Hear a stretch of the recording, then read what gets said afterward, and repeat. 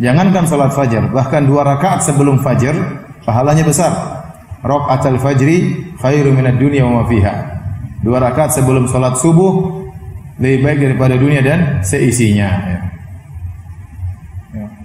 Apalagi salat fajarnya.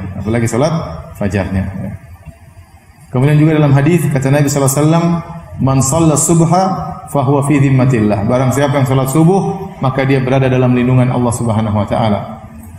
Dalam hadis yang lain kata Nabi sallallahu alaihi wasallam, "Basyiril masya'in fi dhulam ilal masajid bin nurit tam yaumal qiyamah." Berilah kabar gembira kepada orang-orang berjalan dan dalam kegelapan menuju rumah-rumah Allah. Itu untuk salat berjamaah, bahwasanya Allah akan berikan kepada mereka cahaya yang sempurna pada hari kiamat kelak. Cahaya untuk melewati sirat pada hari kiamat kelak.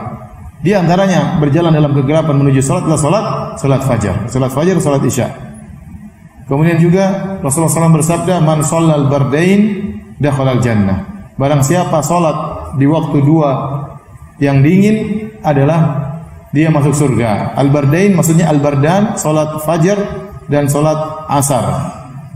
Salat fajar yaitu orang bermalas-malasan salat fajar. Kenapa? Karena enak, orang tidur enak, kondisi dingin. Orang lebih tertarik untuk tidur daripada pergi ke masjid.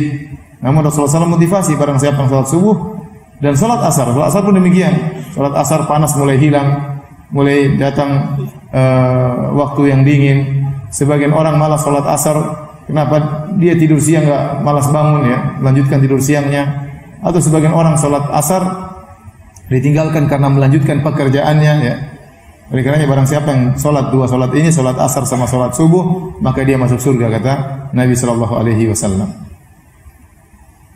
Karenanya dalam hadis Rasulullah SAW bersabda, "Innakum satarawna rabbakum kama tarawna hadzal qamar lailatal badri la tudamuna fi ru'yatihi." Sungguhnya kalian akan melihat Rabb kalian pada hari kiamat kelak dengan mata kepala kalian sendiri, ayanan. Sebagaimana kalian melihat rembulan ini, kalian tidak perlu berdesak-desakan untuk melihat Rabb kalian. Sebagaimana kalau kita melihat rembulan tidak perlu berdesak-desakan karena cukup semua lihat ke atas akan melihat apa?